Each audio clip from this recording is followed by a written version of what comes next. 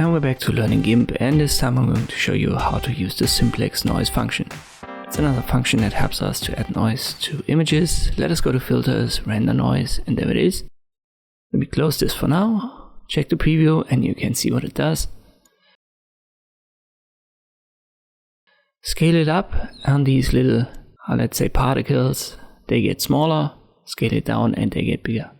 Let me make it a bit bigger, and you can see what the iterations do.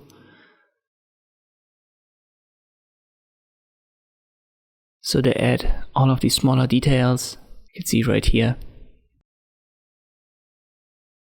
But when you scale it up, you won't even see much of these iterations anyway. You can also randomize it. Let me go down with the scale once more and you can see it. Well, when it's scaled up, the difference is almost neglectable. When you add this noise directly to your photo, you can change the blending mode right here. Let me use, for example, screen. And then play around with the opacity.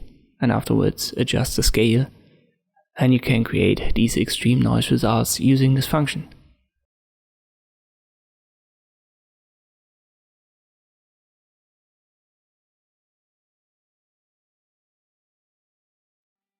And this is how you can use the Simplex noise in Gimp. I hope this video was helpful. Thank you for watching, and I'll see you next time.